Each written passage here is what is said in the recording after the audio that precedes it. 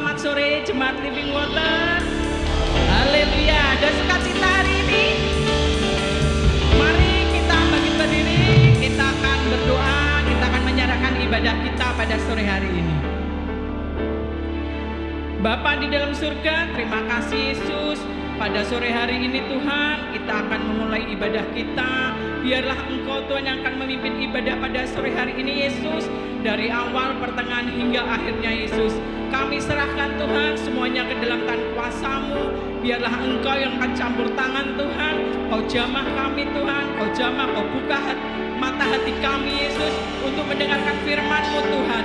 Kau jamah Tuhan hamba-Mu yang akan memberitakan firman-Mu. Dan Kau jamah Tuhan untuk hamba-hamba-Mu yang bertugas dalam praise and worship Yesus. Biarlah Engkau sendiri Tuhan yang akan hadir di tempat ini. Mari semua yang percaya kita katakan amin. Siap memuji Tuhan, amin. Siap memuji Tuhan, jemaat Tuhan. Haleluya.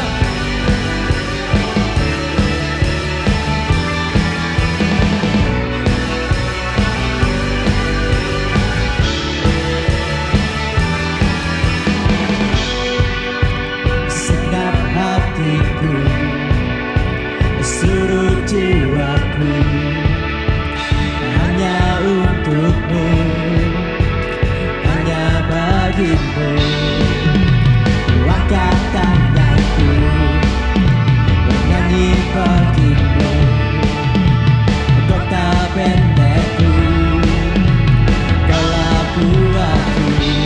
Aku percaya Kau harapanku untuk selamanya.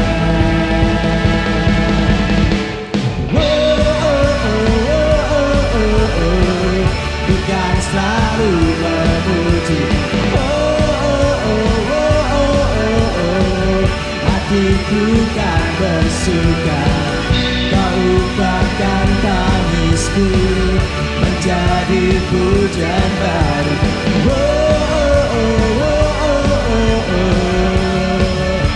Kaulah Tuhanku.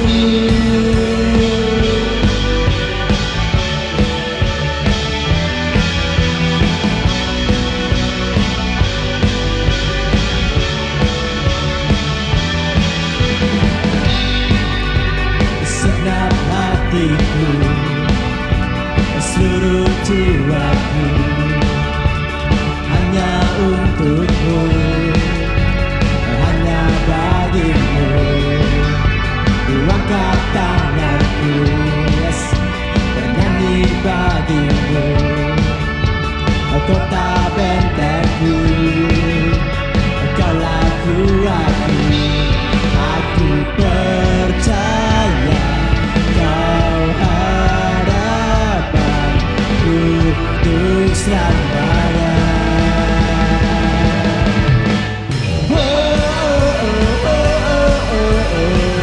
Bukan selalu memuji, hatiku kan bersuka. Kau ubahkan tangisku menjadi pujian baru.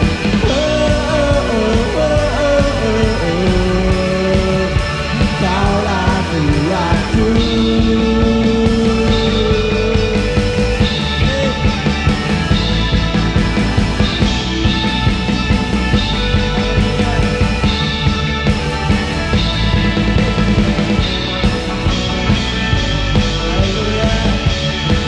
Kekuatan kami Tuhan, yes.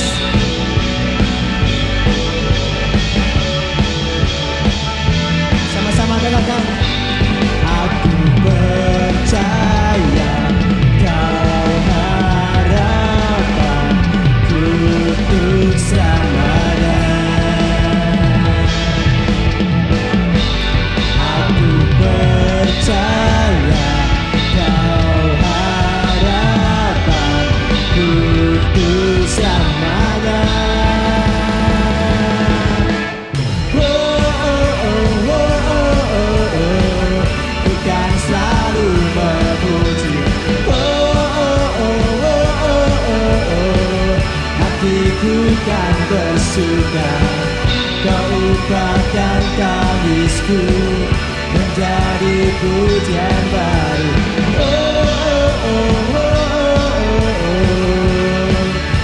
Kaulah kuatku, bukan selalu memuji. Hatiku kan bersuka, kau bahkan tangisku menjadi pujian baru.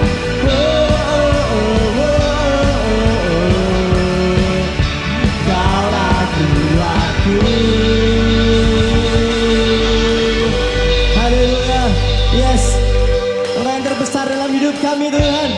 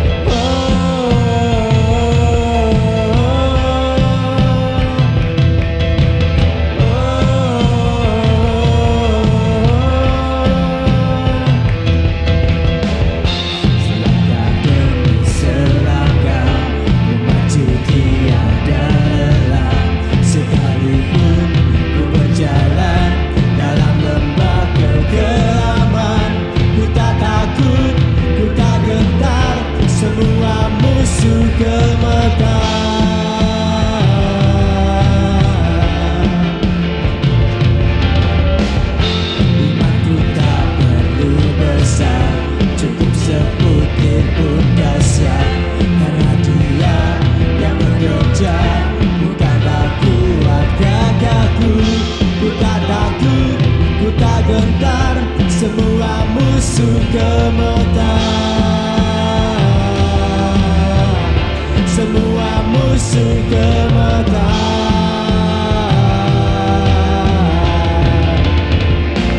Yesus Tuhan, Engkaulah selalu bekerja di dalam hidupku dan telah menjadi kuatku. Sekarang aku selalu kan meninggikanmu, kesetiaanmu besar di dalam.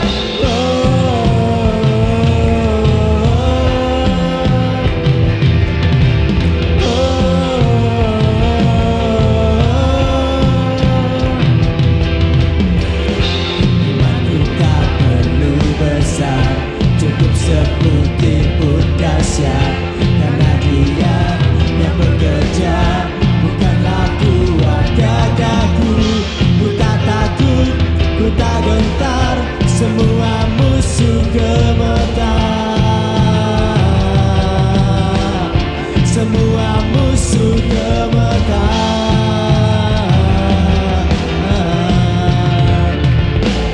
Yesus Tuhan, Engkaulah selalu bekerja di dalam hidupku dan telah menjadi kuatku.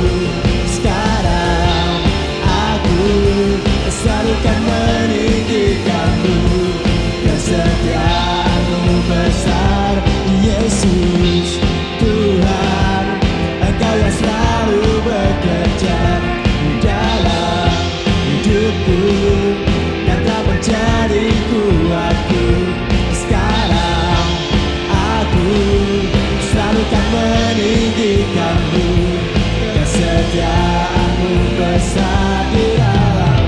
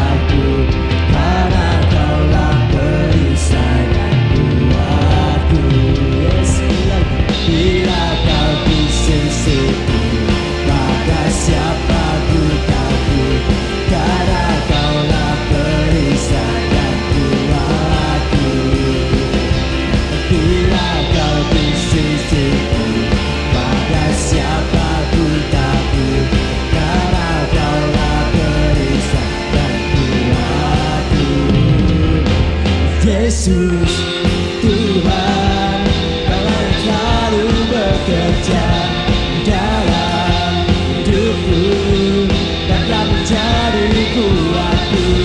Sekarang aku selalu kan meninggikanmu, kesetiaanmu besar. Yesus Tuhan, Engkau yang selalu bekerja di dalam hidupku dan telah menjadi kuatku. Sekarang aku selalu kan meninggikanmu, kesetiaanmu besar. Ya. Kau besar di dalamku. Kau besar di dalamku. Haleluya. Yes, Kau yang terbesar dalam hidup kami Tuhan. Haleluya. Yes, kasih Tuhan. Terima kasih Tuhan Yesus. Ini tiba saatnya Tuhan yang masuk lebih lagi Tuhan dalam hadirat Tuhan. Kayak menikmati Tuhan sore hari ini. Terima kasih Tuhan. Sekalipun ku berjalan lewat lembah gelap, namun tangan-Mu selalu menopang hidupku.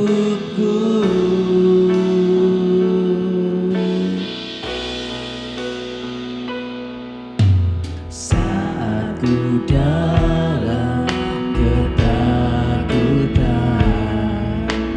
Kau hadir di sisiku. Kau berkata, jangan takut, Kau beriku kemenangan. Kaulah Tuhan yang berjanji, tak sekalipun Kau ingkari. Kesetiaan-Mu sungguh terbukti di sepanjang hidupku. Untuk selamanya ku kan setia melayani, mengasihi-Mu. Tiada Tuhan seperti-Mu. Kau Allahku yang setia.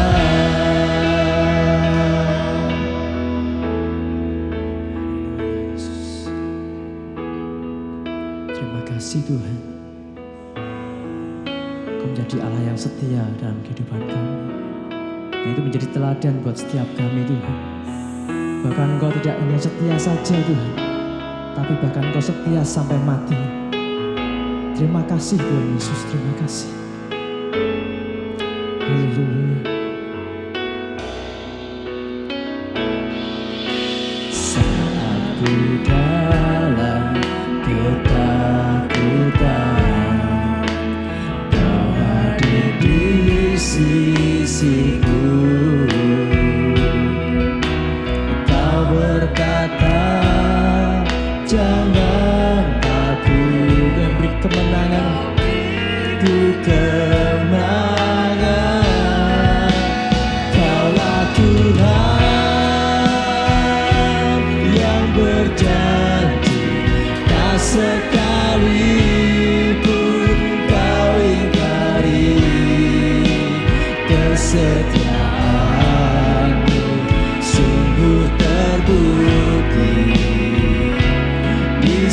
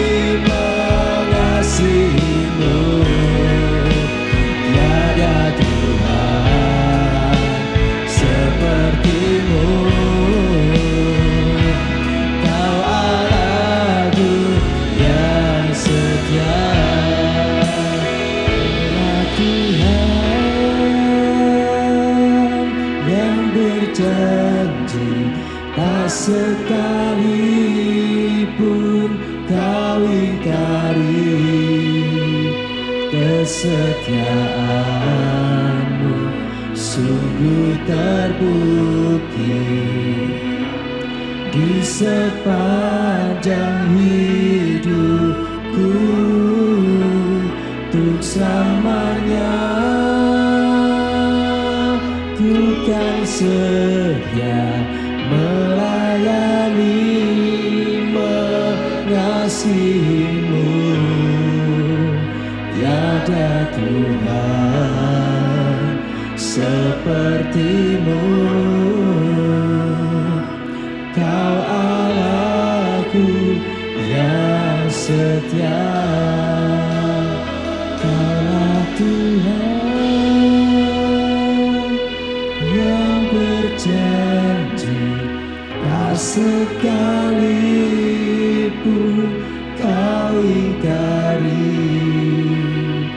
kesetiaanmu sungguh terbukti di sepanjang hidupku,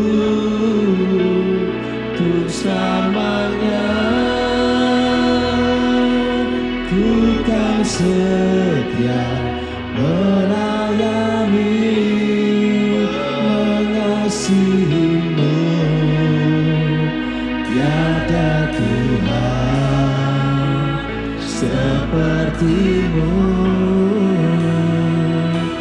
Kau Allahku yang setia.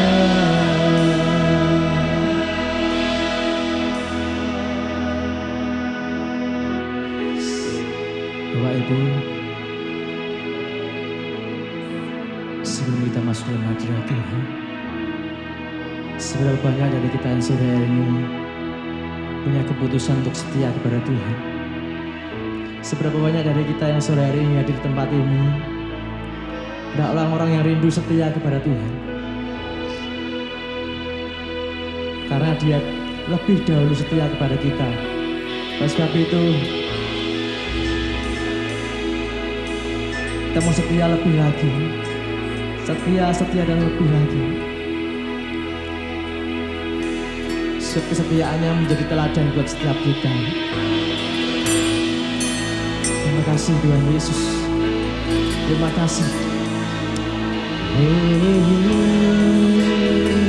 Mari kita sembah ini. Sembah Allah yang setia, Allah yang tidak pernah meninggalkan setiap kita.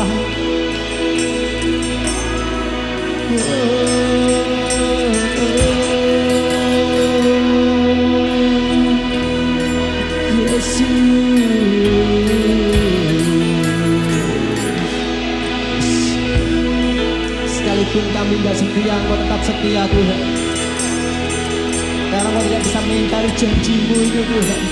Tuhan, Engkau Allah yang setia, Allah yang tidak pernah meninggalkan setiap kami. Sekalipun kami dalam lembah kekelaman, Engkau selalu ada bersama-sama dengan kami Tuhan.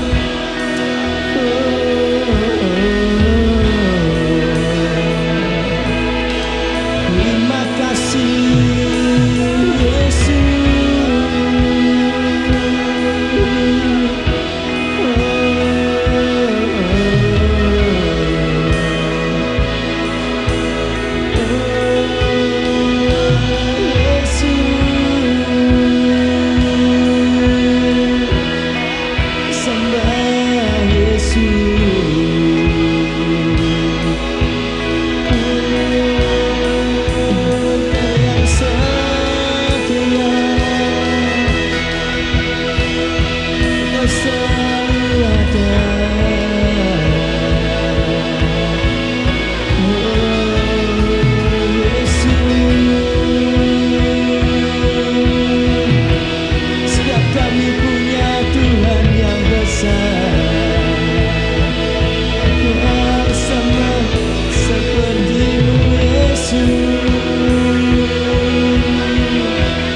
Tidak ada yang sama seperti-Mu Yesus.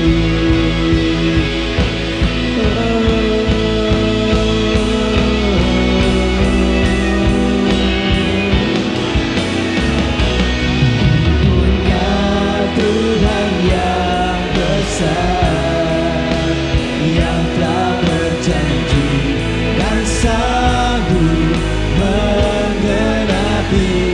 Imanku bersepakat percaya kuasanya.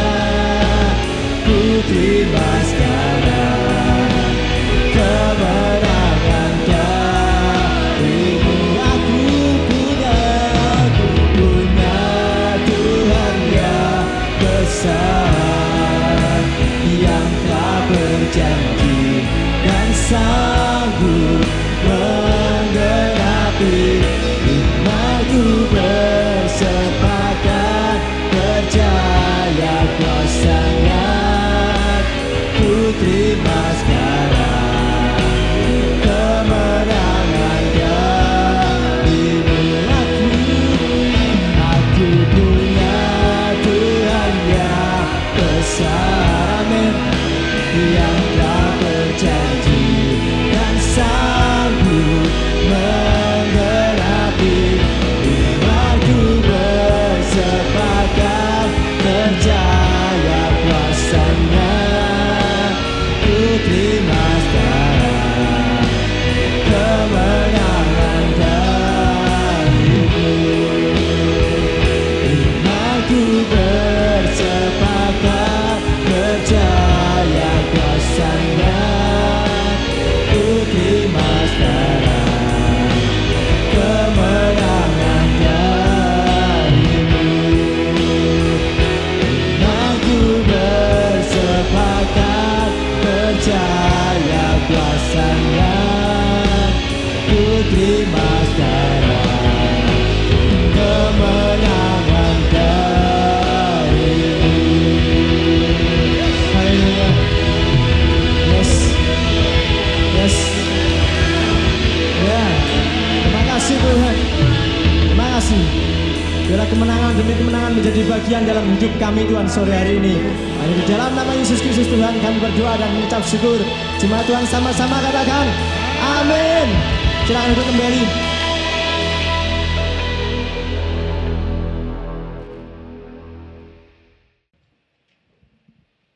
Oke, selamat sore Bapak Ibu semuanya, Shalom.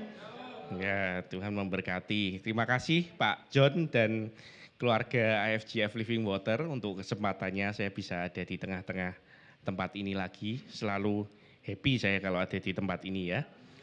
Ya, karena jemaat-jemaat yang antusias luar biasa pokoknya ya. Oke, ya, thank you.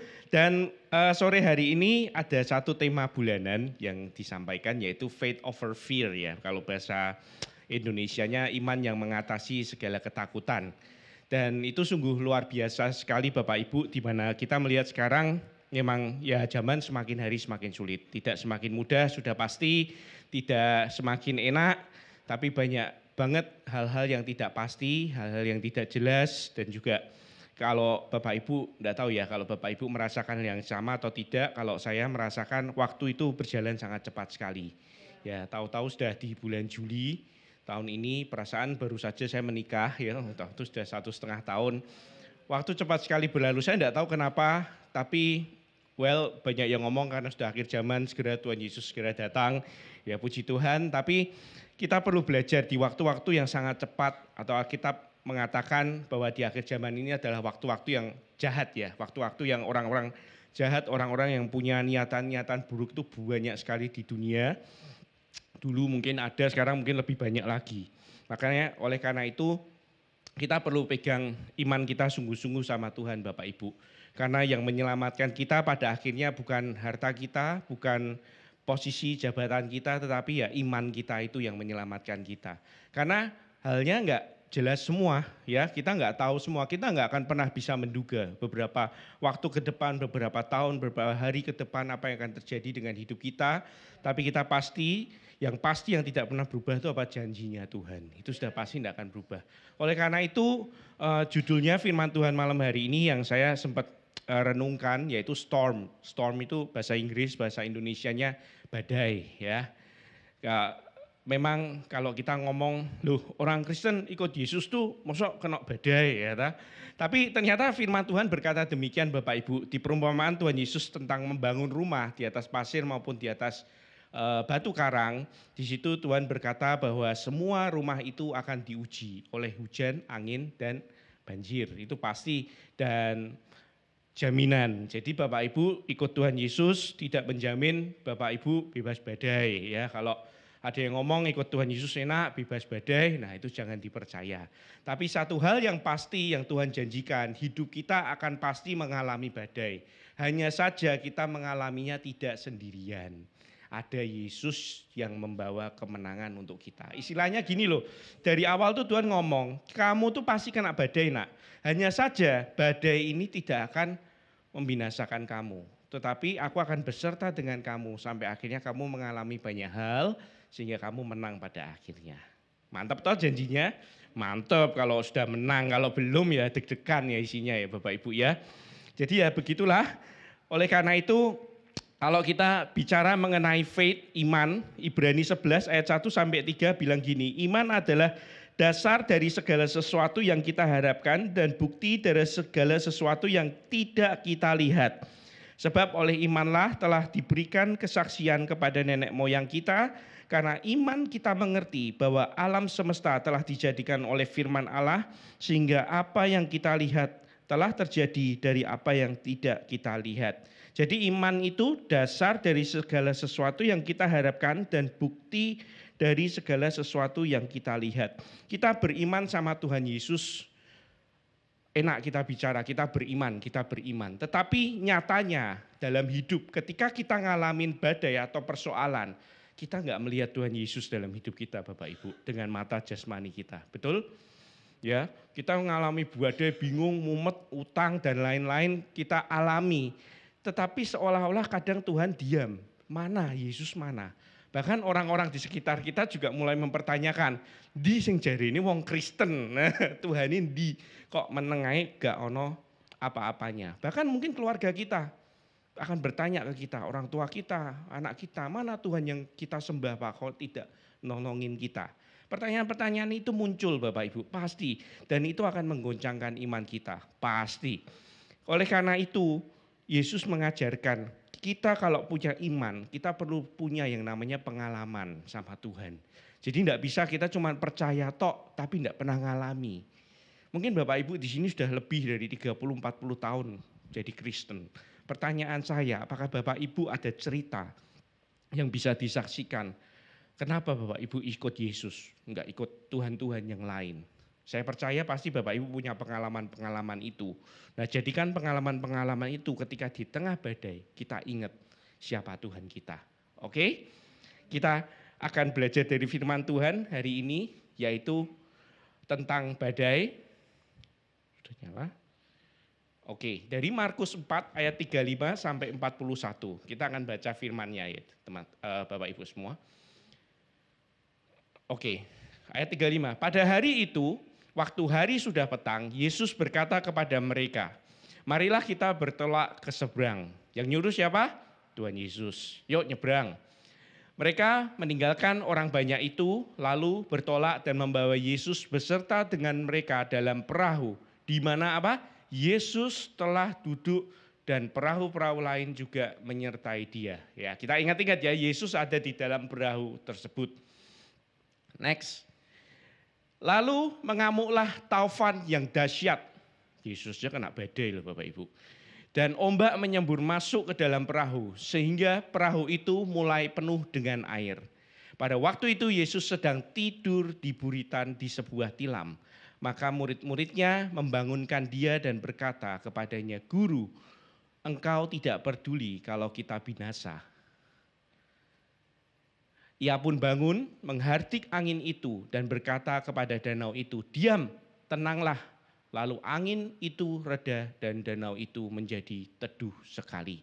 Lalu ia berkata kepada mereka, mengapa kamu begitu takut, mengapa kamu tidak percaya? Kita berhenti di sini dulu.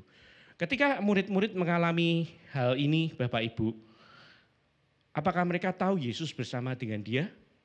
Tahu. Bersama-sama, ketok, mata jelas, hadir di situ. Hadirat Tuhan ada bersama dengan mereka. Ternyata mereka bisa takut. Kenapa kok mereka bisa takut? Pernahkah Bapak Ibu memikirkan hal ini? Kenapa kok murid-murid ini melihat Yesus ada di situ, kelihatan mata, kelihatan fisik, kelihatan semuanya, tapi mereka tetap takut. Nah, kita renungkan dulu, simpan pertanyaan itu. Lalu ia berkata kepada mereka, mengapa kamu takut? Yesus berkata kan, mengapa kamu tidak percaya? Berarti mereka tidak percaya kalau Yesus ada atau Yesus sebagai Tuhan mampu mengatasi setiap badai. Betul? Seringkali dalam kehidupan kita sama. Loh, buktinya Tuhan Yesus ada sama saya itu apa? Koyogi, gampang. Yesus berkata sebelum dia naik ke surga, aku menyertai kamu sampai akhir zaman. Dawis ceto jelas welo-welo. Aku menyertai kamu sampai akhir zaman. Sudah akhir zaman belum? Ya berarti masih disertai. Hanya saja kita tuh enggak sadar. Bapak Ibu pernah enggak sih ngalamin sebuah pengalaman? Kita pergi sama seseorang, tapi kita tuh seolah-olah enggak sadar orang itu ada bersama dengan kita. Ketika loh, Yogi ini toh, Yogi, oh lah kayak Nimburi ternyata. Lah ini sama, murid-murid waktu itu tuh sama. Ketika mereka naik ke perahu dan nyebrang, mereka tahu Yesus ini ada bersama mereka, tapi mereka enggak hadir. Mungkin mereka sibuk sendiri, ngomong ke pelayanan sendiri kan mereka habis pelayanan ya ini ya. Wih tadi keren ya, tapi mereka lupa kehadiran Tuhannya. Sehingga Tuhan Yesus ditinggal tidur aja, tinggal leren ya. Mungkin kesel ya, tinggal leren aja wis. Dan mereka tidak menyadari, loh Yesusnya mana ada badai. Ketika ada badai mereka baru sadar, oh ada Yesus di belakang. Dan mereka cepat-cepat cepat-cepat dibangunin kan Tuhan Yesusnya, ayo bangun, ndang bangun supaya apa? Ndang badainya selesai. Dan ternyata Yesus bangun, disentak langsung, diam tenanglah, semuanya berhenti dan badai itu selesai Bapak Ibu. Ya, next. Nah, badainya sudah selesai nih, kan mereka takut. Badainya selesai, tapi ayat 41 kok aneh, mereka menjadi sangat takut. Loh kok malah makin takut dan berkata kepada yang lain, siapa gerangan orang ini sehingga angin dan danau pun taat kepadanya. Mereka mengalami badai, di dalam perahu ada Yesus, kelihatan jelas. Yesusnya dibangunkan supaya badainya stop, badainya di stop, malah tambah takut. Ya agak aneh ya, ini kalau kita baca ini dan kita renungkan, ini suatu hal yang aneh, tapi ini sering terjadi dalam kehidupan kita, Bapak Ibu. Siapa gerangan orang ini? Mereka malah tidak kenal, siapa sebenarnya Yesus ini. Nah, itu kejadian pertama. Kejadian yang kedua di Matius 14 ayat 22 sampai 32. Kita baca, ini di momen yang berbeda, tapi badainya sama. Sesudah itu Yesus segera memerintahkan murid-muridnya naik ke perahu dan mendahuluinya ke seberang. Yang nyuruh siapa? Tuhan Yesus. Makanya ikut Tuhan Yesus tuh kalau nurut mesti masuk badai. ya. Sementara itu ia menyuruh orang banyak pulang. Lah kalau kita kategori orang banyak wis balik rasa melu-melu ya. Ini untuk orang-orang yang sungguh-sungguh ikut saya harus ngadapin badai. Next, dan setelah orang banyak itu disuruh nyala pulang, Yesus naik ke atas bukit untuk berdoa seorang diri. Ketika hari sudah malam, ia sendirian di situ. Kali ini trialnya atau tantangannya beda. Tuhan Yesus tidak ikut di dalam perahu Bapak Ibu. Dan kalian nyebrangan, lawang kalian itu nelayan profesional kok. Masa nyebrang danau atau aja harus sama Tuhan istilahnya. Dah sendirian Yesus berdoa seorang diri. Nah ini. Perahu murid-muridnya sudah beberapa mil jauhnya dari pantai dan diombang-ambingkan gelombang karena angin sakal, kena badai lagi. Kira-kira jam 3 malam datanglah Yesus kepada mereka berjalan di atas air. Nah saya stop di sini sebentar. Kenapa jam 3 malam Bapak Ibu? Pak Joni tahu ya kan? Atau mungkin sudah pernah diajarkan di sini. Kenapa jam 3 malam Bapak Ibu? Karena kalau menurut penghitungan waktu orang Yahudi, jam 3 malam itu adalah waktu jaga ketiga kalau nggak salah ya Pak Joni ya. Ketiga atau keempat gitu. Jadi istilahnya gini, jam 3 malam menurut penghitungan bangsa Yahudi itu adalah malam yang paling gelap di antara, kalau di sini ngomong jam 12, jam 1 enggak. Yahudi ngomong ini malam yang paling gelap. Di sini Tuhan Yesus seolah-olah mau bilang gini ke kita loh Bapak Ibu.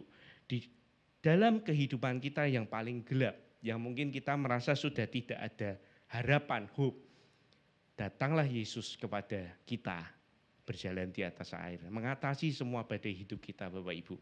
Jadi kalau Bapak Ibu sekarang sedang ada di posisi yang aduh kok sepertinya tidak ada harapan, gelap sak gelap-gelape, tidak mungkin bangkit lagi.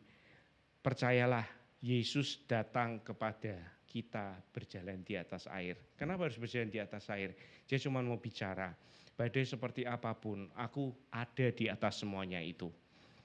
Tinggal kita percaya apa enggak? Tapi ini seru. Next.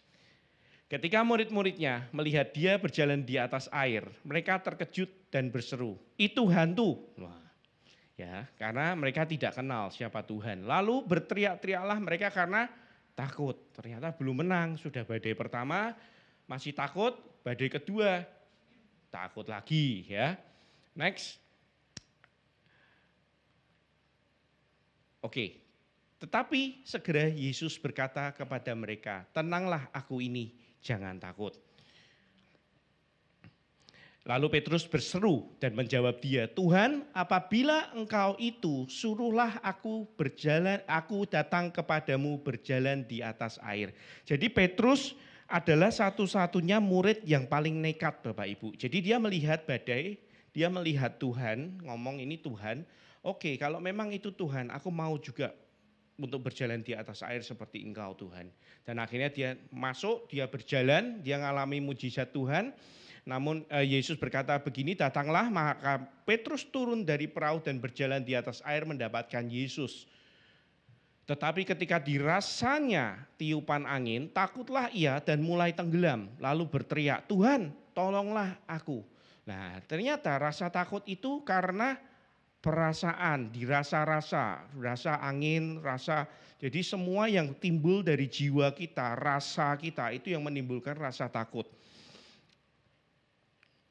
Segera Yesus mengulurkan tangannya, memegang dia dan berkata, hai orang yang kurang percaya, mengapa engkau bimbang? Kurang percaya sama siapa? Sama kuasanya Tuhan. Nah, lalu mereka, Yesus dan Petrus ya, naik ke perahu dan angin pun redalah. Dan orang-orang yang ada di perahu menyembah dia, katanya, sesungguhnya engkau anak Allah. Oke. Ada poin tertentu yang mungkin Bapak Ibu ada yang sudah menangkap atau mungkin yang belum, saya coba jelaskan di sini. Dari dua kejadian ini, sama-sama mereka mengalami badai. Yang pertama, mereka ditemani Yesus di dalam perahu. Mereka tetap takut, mereka tetap khawatir, dan bahkan pada akhirnya mereka pengen stop. Begini Bapak Ibu, kita sebagai orang Kristen, sebagai orang percaya, Tuhan itu selalu mengizinkan badai untuk apa? Untuk yang namanya satu kata yang paling tidak enak, proses. Kita semua diproses Bapak Ibu dalam hidup. Mau kita percaya Tuhan, nggak percaya Tuhan. Tetapi ketika kita percaya Tuhan Yesus, kita ada di dalam proses dan di dalam kasih karunia. Istilahnya gini, Bapak Ibu boleh ngalami badai sebesar-besarnya. Tapi Yesus itu ada di dalam hidup perahu kita. Nah, ketika murid-murid Yesus ini di event yang pertama, mereka mencoba menyetop proses itu. Dengan apa? Tuhan Yesus dibangunin. Ayo, bangun Tuhan, dan diselesaikan ini badainya. Kita tenggelam, kamu enggak peduli kalau aku mati Tuhan. Enggak peduli kalau kita mati Tuhan. Dia menyetop prosesnya Tuhan. Padahal Yesusnya santai, tidur, nyenyak. Kenapa? Karena dia tahu ini tidak akan membinasakan mereka. Seringkali kita gitu juga toh, kalau lagi diproses sama Tuhan, oh ayo ndang bar ndang wis. Nah tapi kerennya begini, kerennya Tuhan. Di event yang pertama, ketika itu di stop, bukannya ketakutan mereka hilang. Ketika badai selesai, mereka tambah takut Bapak Ibu. Dan yang kedua yang lebih parah lagi, mereka tidak kenal siapa Yesusnya. Kadang Tuhan izinkan badai supaya kita mengenal dia lebih lagi. Yang kedua beda. Yang kedua ketika Yesus berjalan di atas air.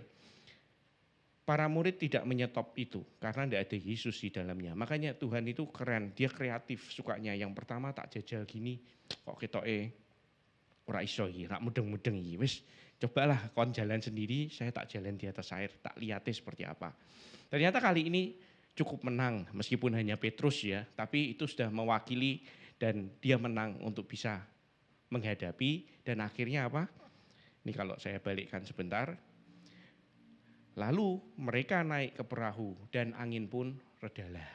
Yesus tidak meredakan anginnya loh. Mereka naik ke perahu, angin pun redalah dengan sendirinya. Maksudnya apa? Ketika proses kita selesai, angin pun redalah sendiri.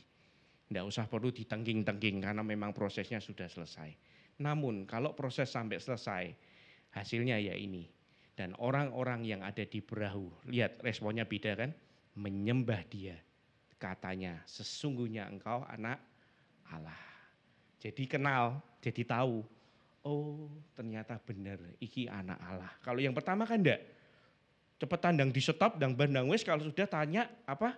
Siapa ini? Wah. Kadang Tuhan izinkan proses dalam hidup kita hanya dengan satu tujuan Bapak Ibu. Kita tahu dan kita ngomong, oh sesungguhnya engkau anak Allah Tuhan. Karena engkau berjalan bersama kita melewati proses itu semua.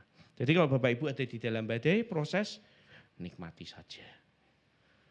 Nah yang pertama, 5 hal yang akan kita bahas dengan singkat.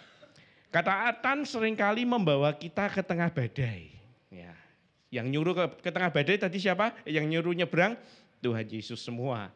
Ya, ketika kita taat ikut Tuhan, tidak jaminan kita bebas badai. Justru Tuhan kadang mengutus kita seperti domba ke tengah serigala. Ada di tengah badai Bapak Ibu, ada di tengah hal-hal yang mungkin itu sulit. Tetapi Yesus selalu berkata, marilah kita ke seberang. Berarti kita sudah pasti sampai seberang. Hanya saja proses sampai ke seberangnya yang lewati badai itu. Tapi pada akhirnya sampai ke seberang enggak? Sampai. Ketika kita sampai ke seberang, kita baru tahu kenapa alasan kita harus melewati itu. Yang kedua, badai adalah kesempatan kita mempraktekkan kuasa Tuhan. Jadi kalau kita Bapak Ibu mengalami sebuah badai atau permasalahan, jadikan itu sebuah kesempatan untuk kita bisa mengalami atau mempraktekkan kuasanya Tuhan. Jadi jangan malah kalau orang Jawa ngomong ngelokro, jadi males, jadi susah mengasihani diri. No, ketika kita mengalami hal-hal sulit, justru saatnya itu kita praktek. Ya, kita tahu, kita percaya Tuhan itu kita punya Roh Kudus di dalam hidup kita. Tuhan pengen kita tuh jadi orang-orang yang kuat, yang powerful, kuasa Tuhan tuh nyata dalam hidup kita.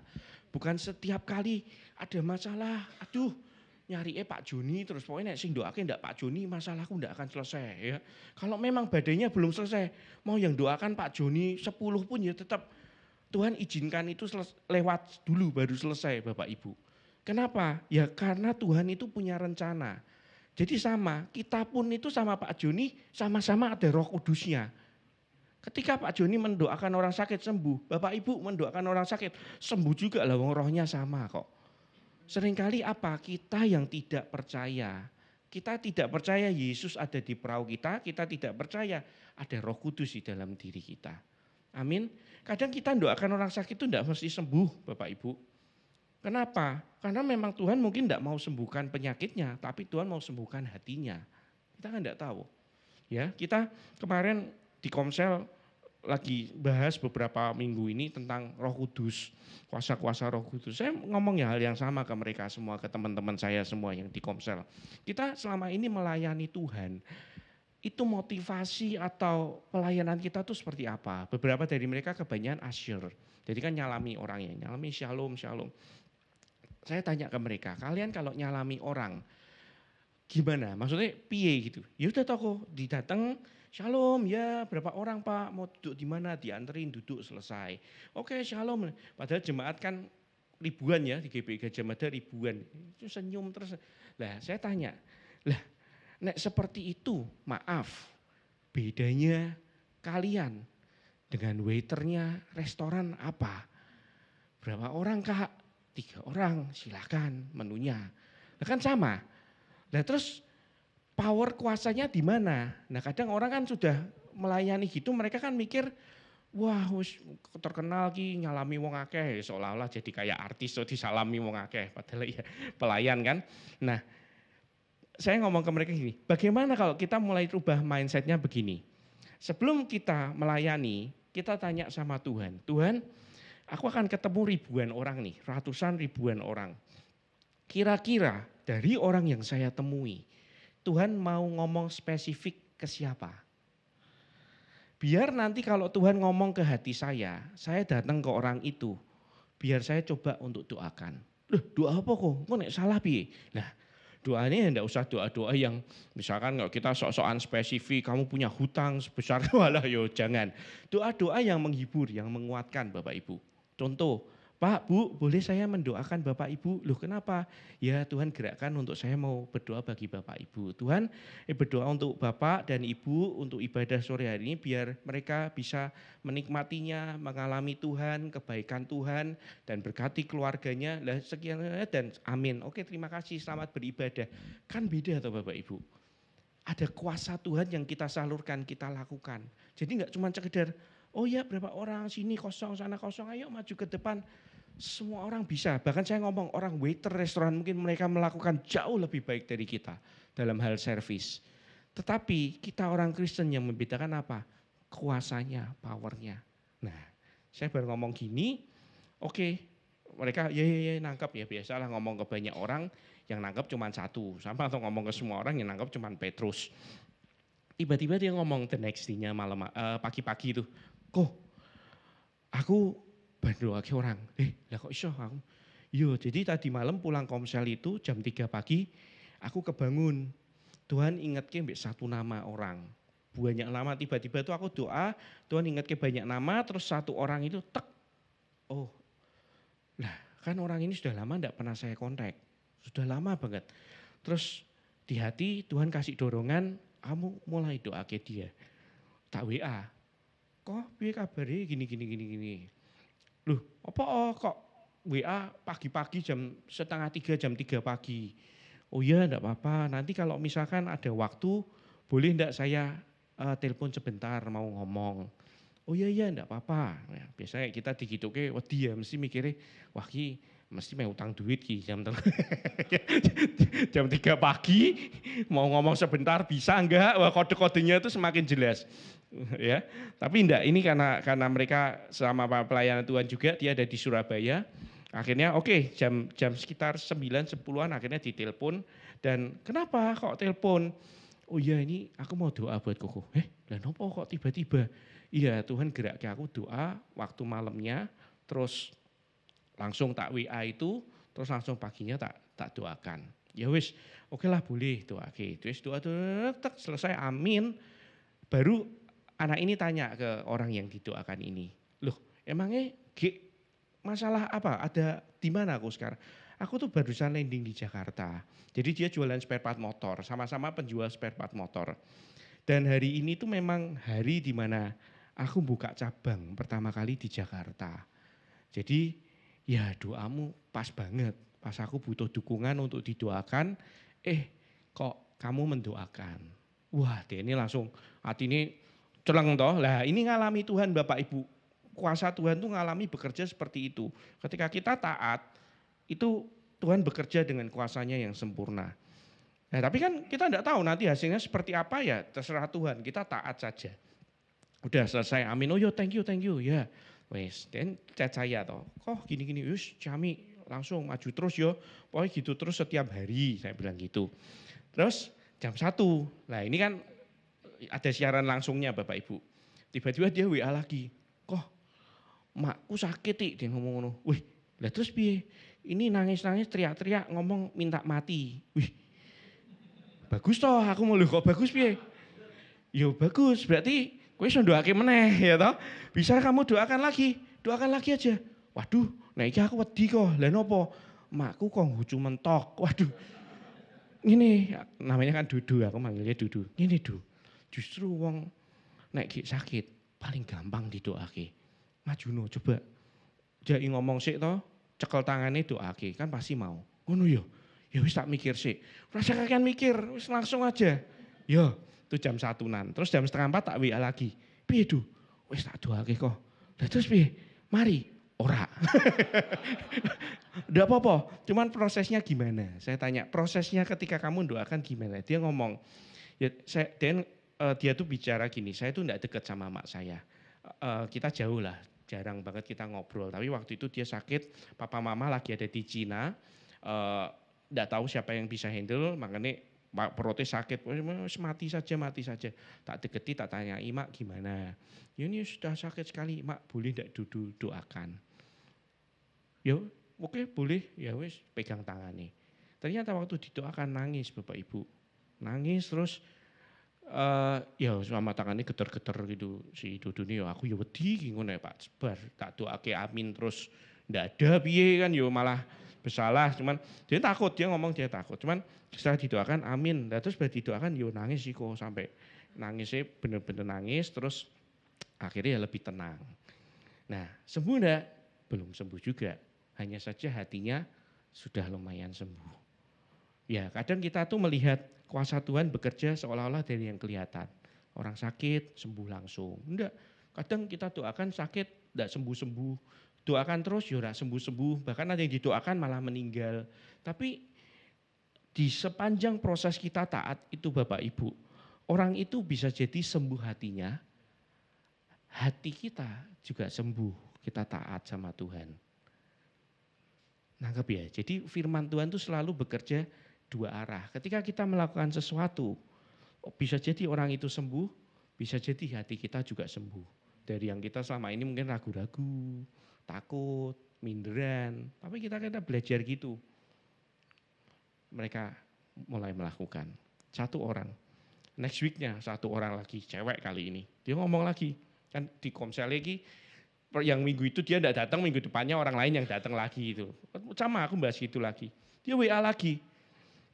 Orang lain lagi ya, ini cewek. Kok aku berdoa ke orang lagi, bukan ini. Oh iya, terus piye? Ya pas denger ke khotbah, Tuhan ingat ke satu nama.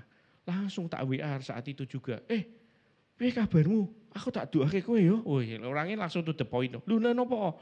Yo poinnya aku buat apa denger ke firman tiba-tiba keinget kamu tak doakan. Yo habis ini tak kirimi ayat C, baru itu tak doa. No, ternyata benar dia ngomong, dia lagi ngalami banyak masalah. Dan dia say thank you banget sudah didoakan. Yo nangis juga didoakan.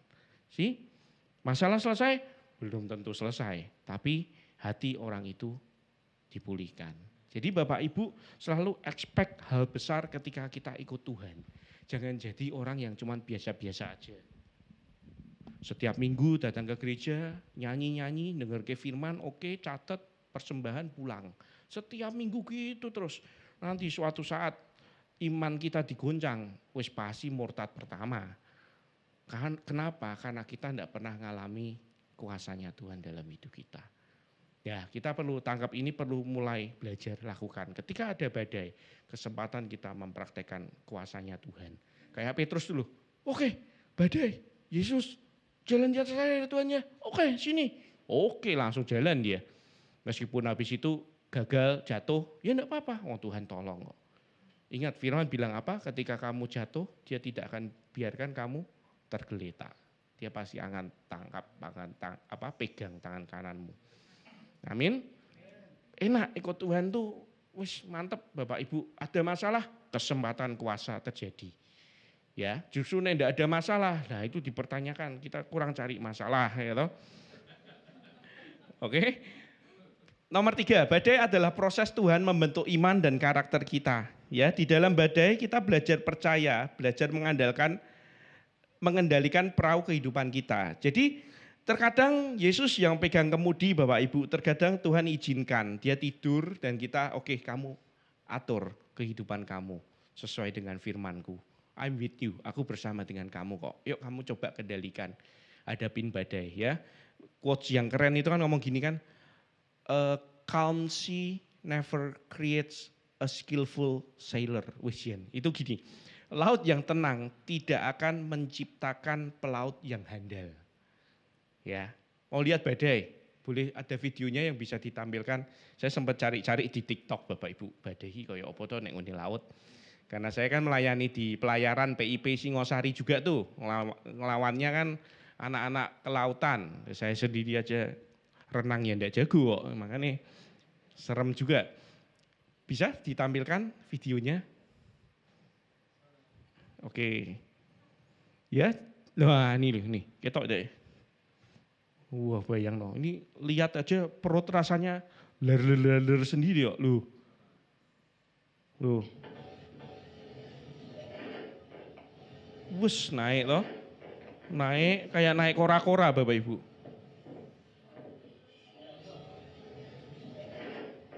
Bus langsung turun, wah. Nah itu kan rasanya laler ya. Oke cukup, terima kasih. Ya, hidup kan kadang juga kayak gitu ya Pak Joni ya. Kayak naik, wih senang habis ular. Ya tapi seru Bapak Ibu kalau ada Yesus di dalam badai kehidupan kita akan dibentuk. Salah satunya dia membentuk iman karakter kita. Bagaimana kita menghandle segala masalah. Jadi Tuhan tuh real. Tuhan tuh bukan sing istilahnya cuman kamu iman-iman. Enggak, iman kamu dilatih tapi skill kamu juga dilatih. Daud tidak akan pernah bisa menang lawan Goliat kalau dia tidak punya skill melintang. Apa tuh ketapel yang handal. Sama, kita tidak akan bisa menang melawan kehidupan. Tuhan tidak akan bisa pakai kita kalau skill kita ecek-ecek terus. Suruh upgrade, enggak mau-mau. Nah Tuhan mau pakai seperti apa? Yuk susah juga ya. Tapi kalau kita mau di-upgrade, ketika badai kita mulai belajar mungkin, oh begini ya cara menghandle keuangan. Kita tidak pinjol tapi kita bisa mungkin mengelola dengan baik mulai dari kecil kalau keuangan. Kalau misal rumah tangga, mungkin kalau lagi berantem dengan suami atau istri, oh lebih baik kita sabar dulu, diam dulu. Itu kan skill-skill kehidupan Bapak Ibu yang sebenarnya semua ada di dalam firman Tuhan. Di situ kita belajar ya. Saya kalau ditanya sama istri, kamu cinta sama saya sebesar apa? Wah itu ditanya terus dan itu pasti akan ditanya terus seumur hidup. Bapak Ibu ya, saya akan tanya, kamu cinta aku sebesar apa? Saya jawabnya rohani sekali, sebesar Kristus mengasihi jemaatnya. Tapi Bapak Ibu, itu pernyataan sulit sekali loh Pak Joni ya. Sangat sulit, tak renung-renung kayak aku salah ngomong iki, tapi ya wis tak apa-apa lah ya belajar menjadi seperti Kristus. Loh Kristus mengasihi jemaat tuh apa? Jemaat tuh kan ya aneh-aneh ya Pak Joni ya. Ada yang gini gitu sudah diberkati masih komplain, diberkati tidak diberkati lari dan lain-lain. Tapi Kristus tetap mati buat dia. Nah sama ya aku akan tetap mengasihimu seperti Kristus mengasihi jemaatnya. Oke, jadi itu yang ketiga. Tuhan membentuk iman dan karakter kita melalui badai. Jadi ketika badai kita belajar sesuatu, kita belajar banyak hal di situ Bapak Ibu. Saya dan istri kita di Cina, saya cukup lama 10 tahun, istri kurang lebih 1,5-2 tahunan. Tapi ketika pulang ke Semarang, kita pun masih melatih diri kita belajar bahasa Mandarin lagi. Kita les lagi Bapak Ibu. Jadi kita belajar, kita latihan. Kenapa? Alasan saya simpel. Bapak Ibu, orang Cina sudah melanda Semarang. Banyak sekali orang Cina. Kita persiapkan. Kita tidak pernah tahu loh nanti kalau misalkan ada bisnis apa, peluang-peluang yang kita harus deal dengan orang Cina. Nah kita kan perlu latihan toh. Nah mendingan saya latihan di situ. Yang makan di Carpenters banyak orang Cina sudahan sekarang. Jadi mereka datang tak tanyain kerja apa itu. Dan cukup sering, frekuens. Saya mungkin sudah ketemu langsung tuh 2-3 kali. Kemarin Grace ketemu sendiri juga ada. Jadi ya Semarang akan menjadi semakin kota yang internasional, banyak orang-orang asing datang. Nah kita gimana? Gereja gimana? Ya kita latihan, ayo belajar bahasa Inggris. Belajar tidak harus selalu mahal loh Bapak Ibu. Sekarang ada apps namanya Duolingo. Wah itu satu-satu tuh. Caosang, itu kalau suaranya betul nanti betul. Terus kasih tahu ini apa. Yang penting niat, mau. Makin pinter. Jadi ikut Tuhan tuh harus makin pinter. Jangan ikut Tuhan tuh, wes pokoknya aku pasrah bongkoan Tuhan, mbok pangani aku mangan ora ya wes. Tidak bisa. Kita tetap harus melatih diri kita, perang, kuat, jadi punya skill.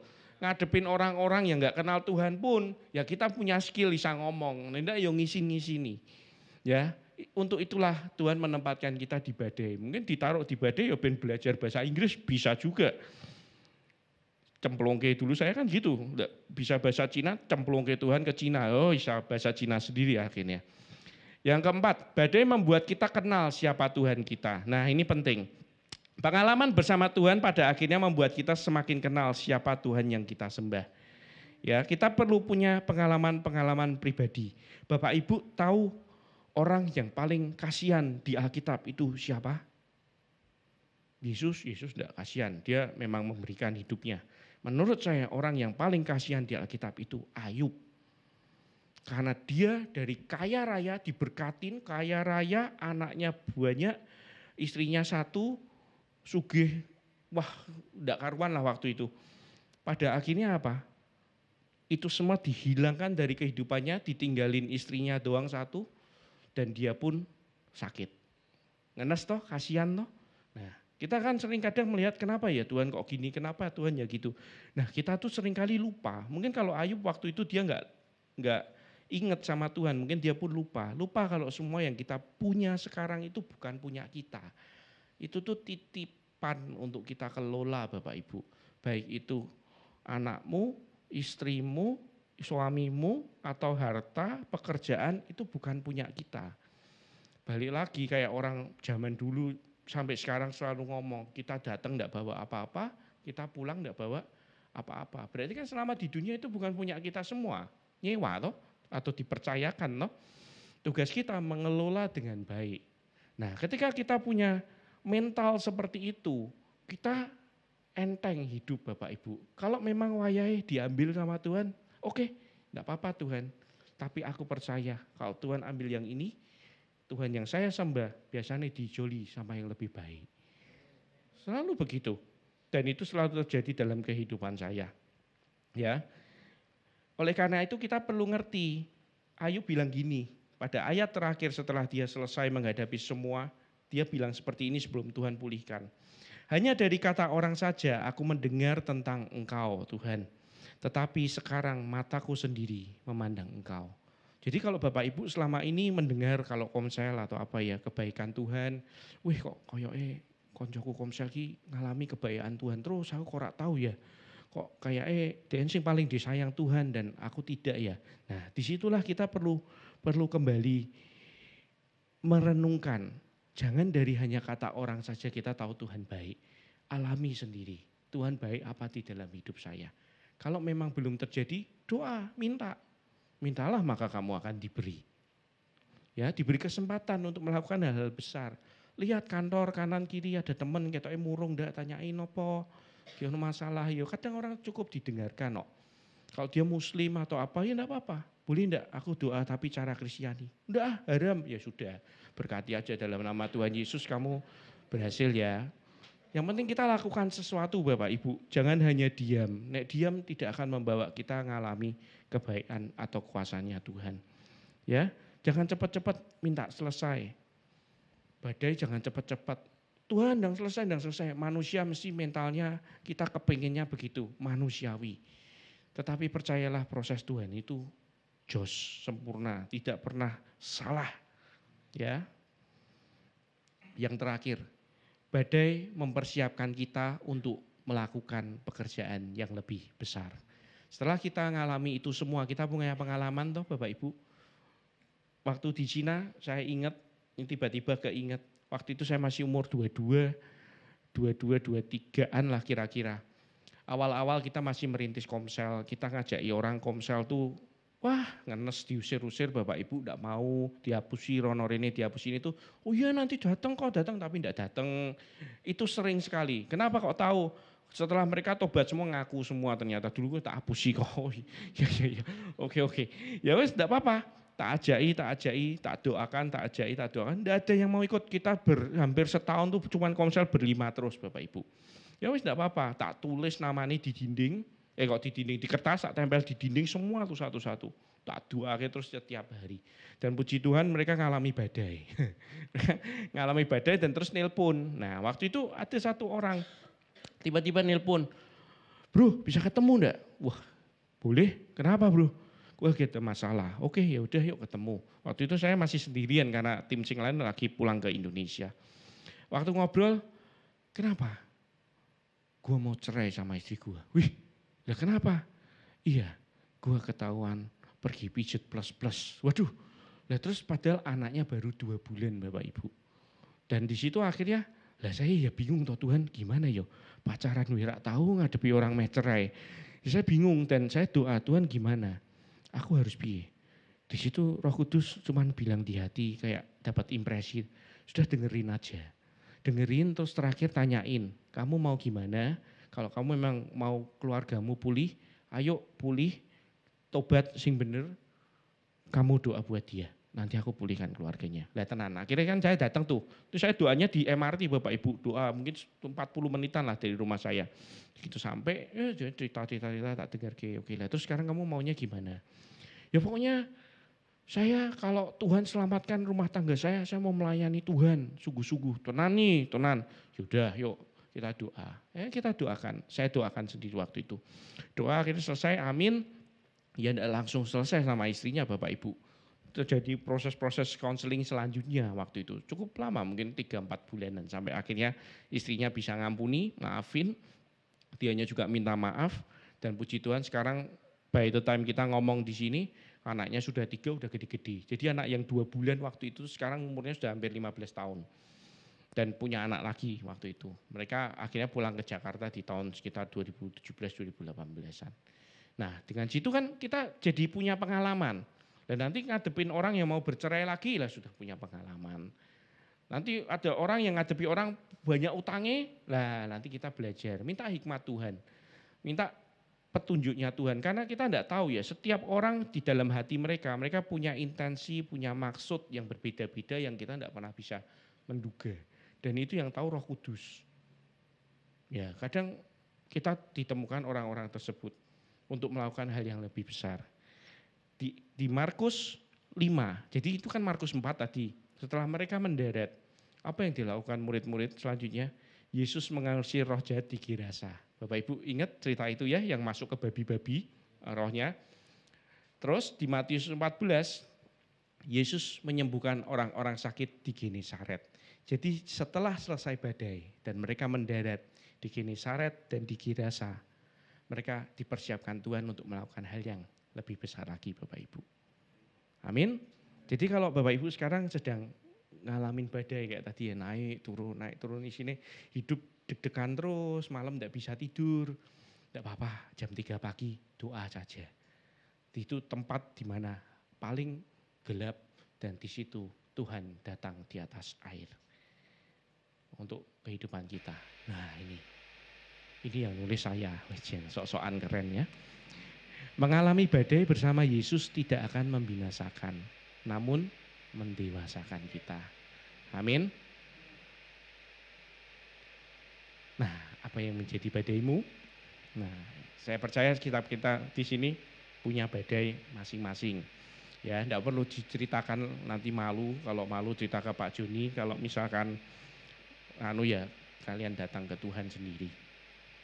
Nah, ini ayat terakhir sebelum kita selesai. 1 Korintus 10 ayat 13. Pencobaan-pencobaannya kita ganti badai ya. Badai-badai yang kamu alami ialah badai-badai biasa. Yang tidak melebihi kekuatan manusia. Sebab apa? Allah setia dan karena itu ia tidak akan membiarkan kamu dicobai melampaui kekuatanmu. Jadi badai kita itu terukur Bapak Ibu. Tuhan sebagai arsitek yang agung itu mengukur kemampuan kita. Yuk lebih pinter lagi yuk Yogi, lebih jago lagi yuk. Sudah pernah ngalami ini, yuk next ngalami yang lain lagi. Pada waktu kamu ada di dalam badai, ia akan memberikan kepadamu jalan keluar. Sehingga kamu dapat menangguhnya. Amin. Badai, it's okay. Badai biasa Bapak Ibu. Dan dia Allah yang setia, yang pada akhirnya selesai, kamu diberikan kekuatan. Ya, kitanya loh ini yang diberikan kekuatan ya, memberikan kepadamu jalan keluar sehingga kamu dapat menanggungnya. Kalau kita diberikan kekuatan, kita dapat menanggungnya. Otomatis setelah badai kita tambah pintar apa tambah bodoh Bapak Ibu? Tambah pintar lagi. Itulah badai di dalam kasih karunia Tuhan Bapak Ibu. Kadang tidak enak, it's okay. Tapi percayalah, ada pribadi Yesus yang tidak pernah meninggalkan kita. Apapun itu. Tidak pernah, meskipun kita merasa kadang, aku kok ditinggalkan Tuhan. Udah, itu omongannya iblis, dihapusi. Oh, Tuhan tidak pernah meninggalkan kita. Seringkali ketakutan muncul karena kita tahu, kita merasa Tuhan tidak ada di pihak kita. Padahal dia selalu ada di pihak kita. Amin. Kita nyanyikan satu lagu. Minta tolong ya, singernya nyanyi, boleh. Sambil lagu ini dinyanyikan, Bapak Ibu tidak perlu nyanyi dulu, tidak apa-apa. Mungkin beberapa tidak tahu lagunya. Tapi biar setiap lirik yang dinyanyikan oleh lagu ini, firman yang disampaikan, kita renungkan sore hari ini. Yuk.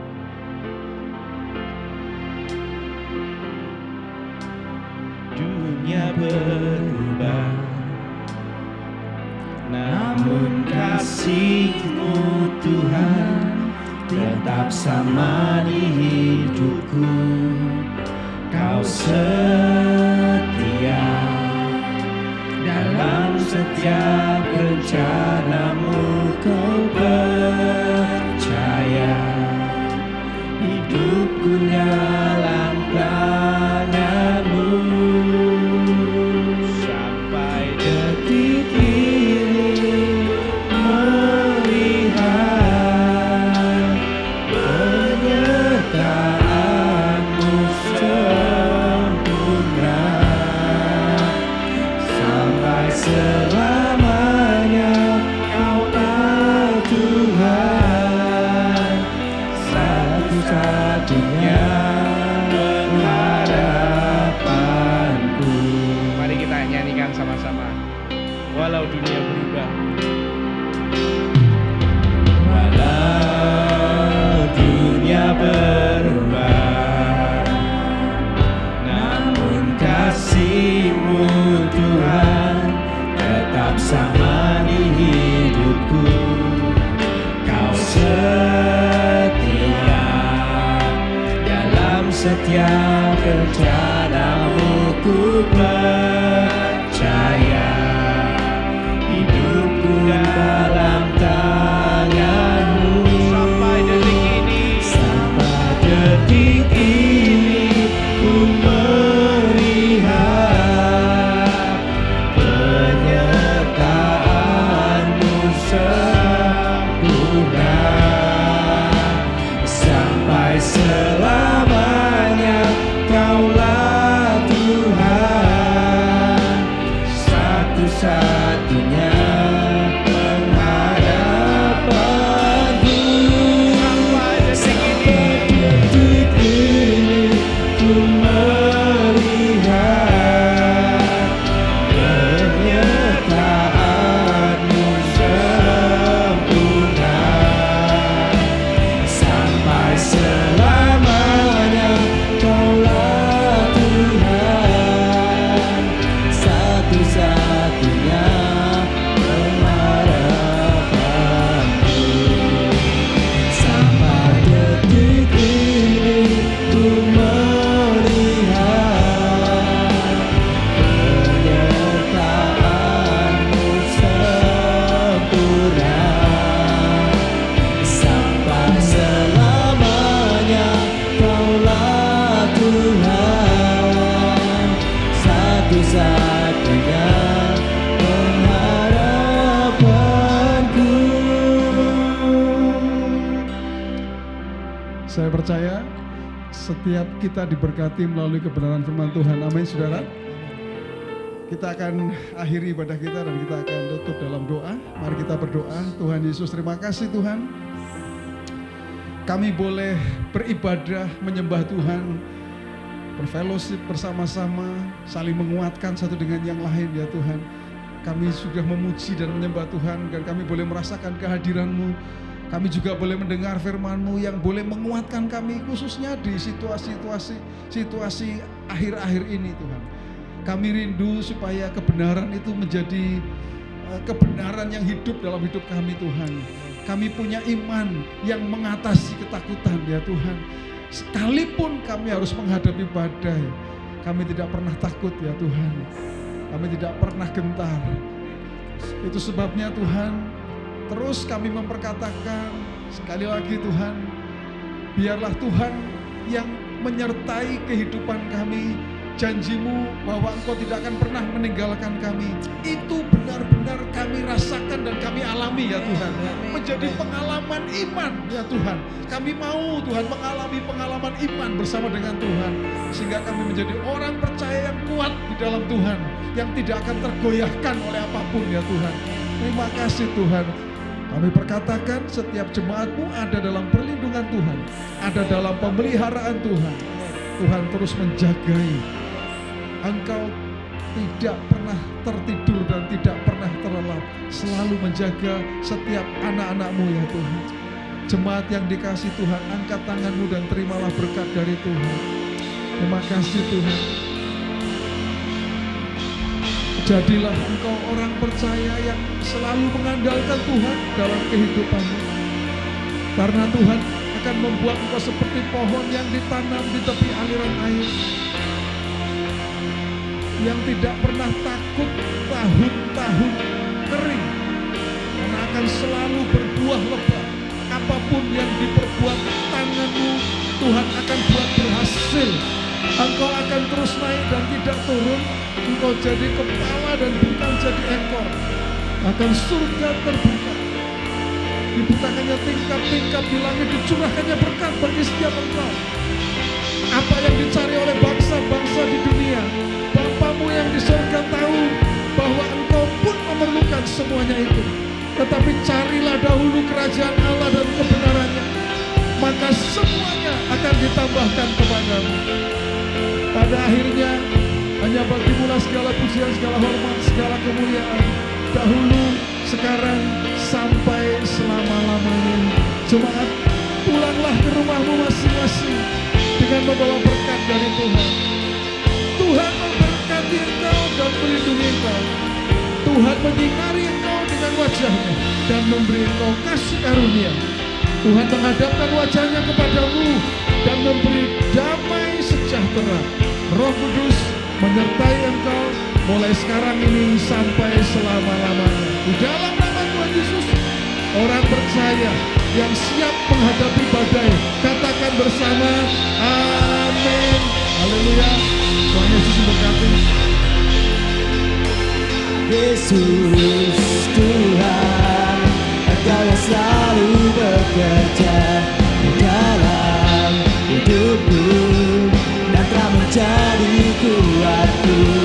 Sekarang aku selalu kan meninggikanmu, kesetiaan-Mu besar di dalamku. Kau besar di dalamku. Kau besar di dalamku. Yes. Selamat pulang, Tuhan Yesus memberkati.